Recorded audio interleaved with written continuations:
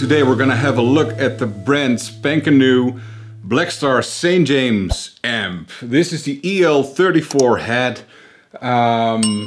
It sounds glorious, as you just heard in the intro. About a month ago I got a call from the Dutch Blackstar distributor, Face. They're actually from Belgium, but they also do the Netherlands. Asking if I wanted to come to Amsterdam to try the new St. James series. And the unique selling point of this amp is that it is the lightest tube amp in the world. The head weighs like 6 kilograms, which is like 12 pounds. It's absolutely nothing.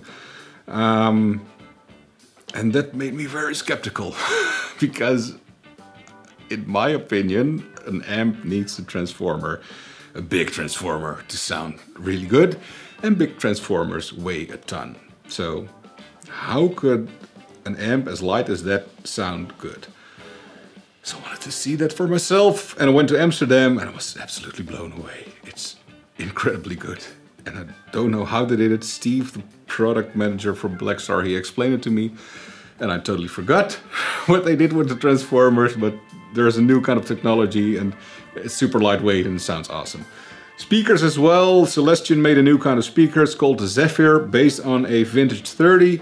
Cab is a 2x12 cab and I can pick it up with one hand. It sounds glorious. So it's 50 watts, EL34. There's also a 6L6 version. There are combo versions and the 6L6 is more high gain. This is more my cup of tea. Let's have a look at the controls. Let's turn on this camera. Record. Here we go. So it's a 2-channel amp. I'll be using the first channel mostly because I'm a 1-channel amp kind of guy. But the second channel also sounds really good, and the second channel also has a boost built in, so basically you get 3 channels. So controls are volume 1 channel, then a switch to selected channel, but a foot switch is also included of course. Gain for channel 2, volume for channel 2, switch to engage to boost, bass, middle, treble, EQ, reverb. It's digital, it's not brilliant, but it sounds good and it works. And then there is a power switch right there, and you can switch between 50 watts sag and 2 watts, making very, very usable for home situation, bedroom volume levels, and sounds really good. Master volume, standby, and power.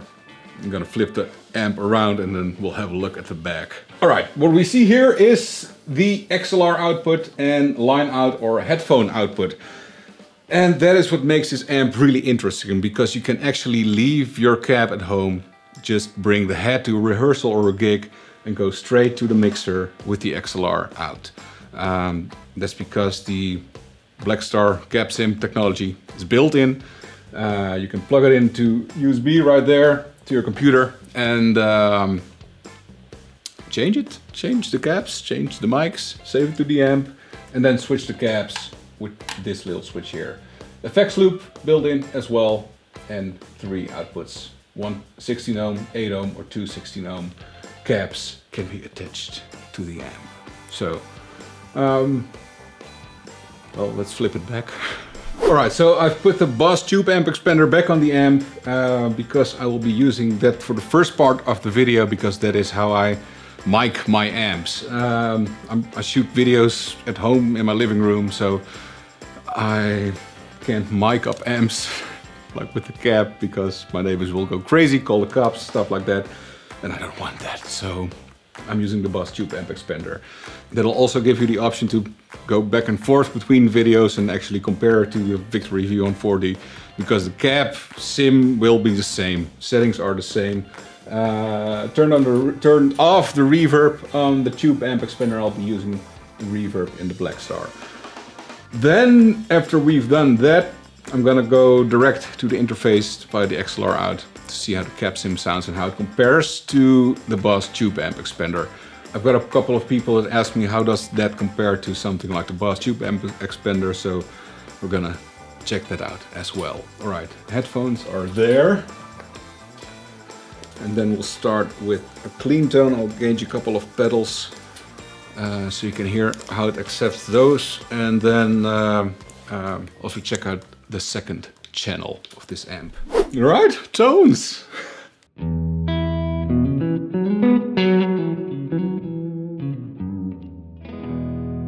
I have a newfound love for this guitar. I always thought the edges were a little sharp. And I played my Maxwell Strat a lot, which has a super comfortable neck. And then I thought, well, let's try something really stupid. So I took a file and filed the fretboard edges really round, and now it plays like a dream. So I'll be playing this a lot more as well. All right, back to the amp.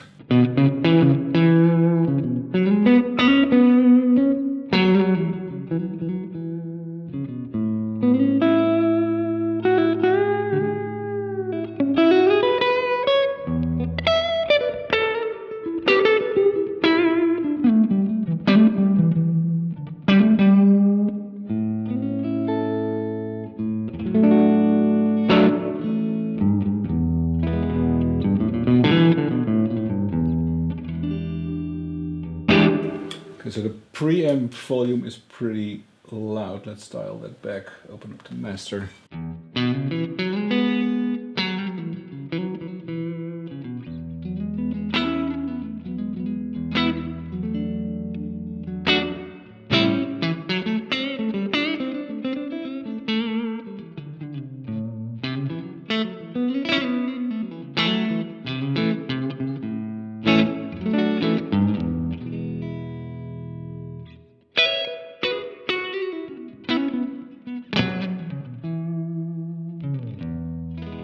Like a little more hair. Dial back on the master a bit.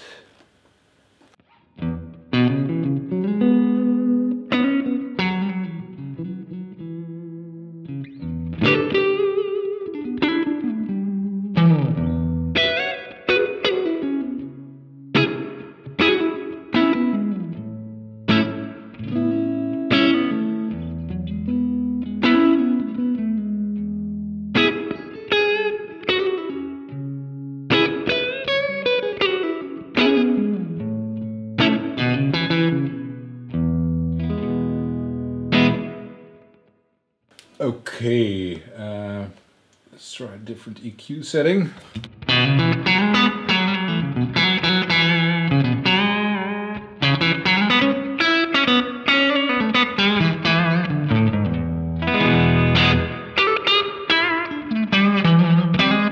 Okay, this sounds terrible with a Strat, but it would sound great with a Les Paul probably. And I also don't like treble. All about the bass.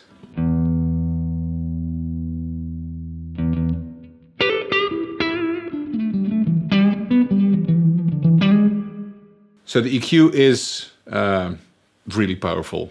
I guess that's what I'm trying to say. Channel 2.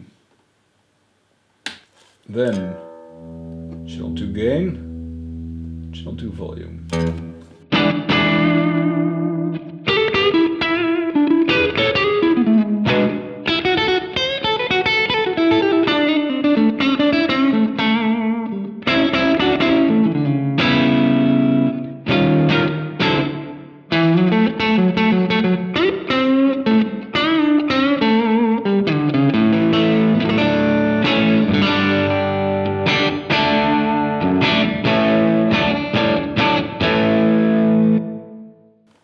Crank the gain.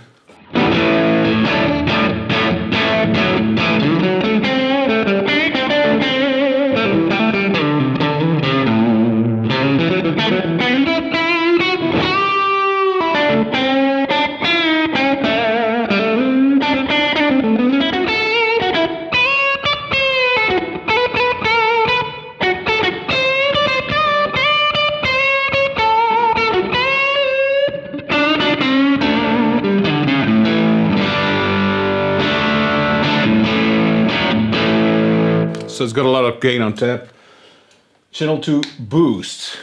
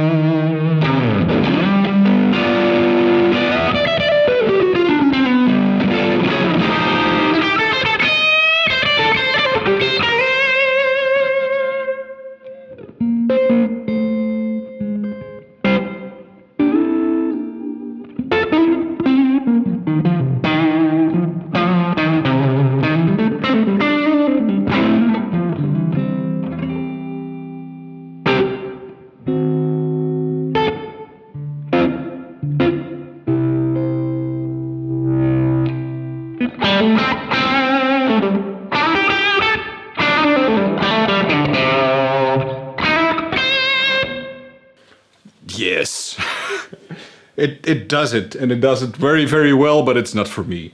Because I like using pedals. More gear. More gear. So back to glorious channel 1.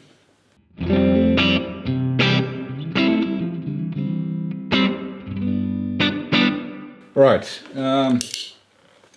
This is the Decibelics big Klone Centaur kind of thing.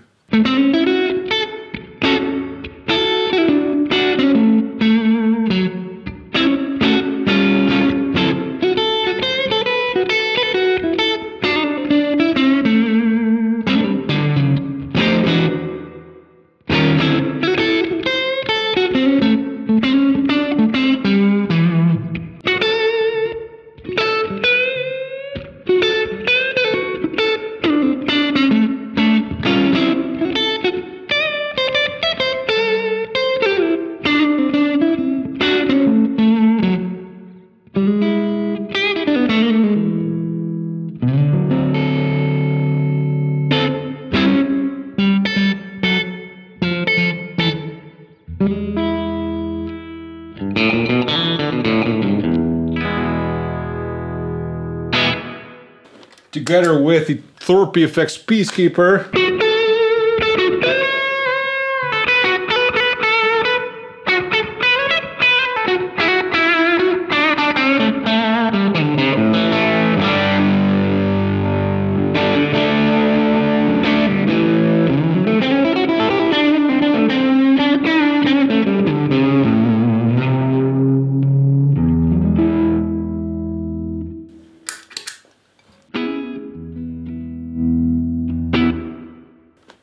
Little Tremolo Delay.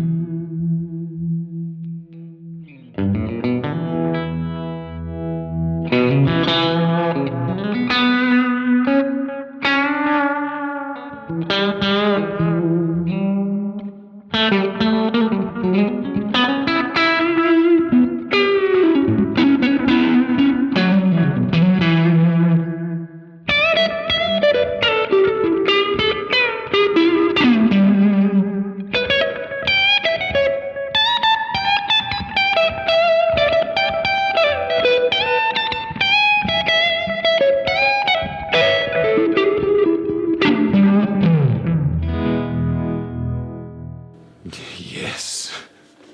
Okay. Tremolo off. Let's do some ZONK with the Reeves Electro ZO.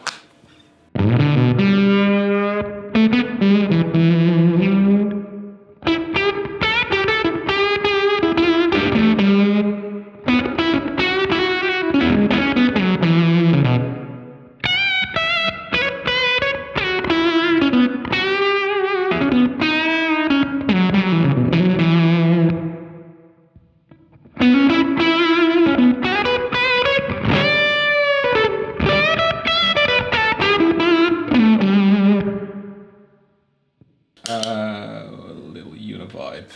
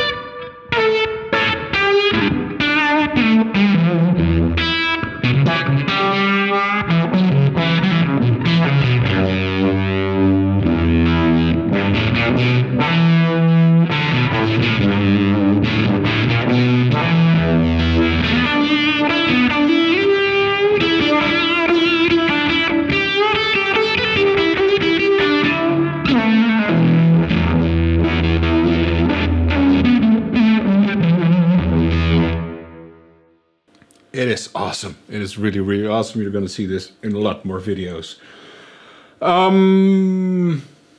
Going direct. Let's see what that does.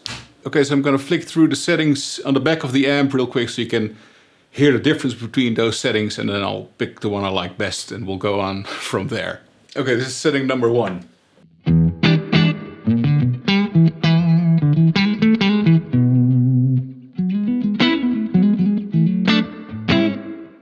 And setting number 2.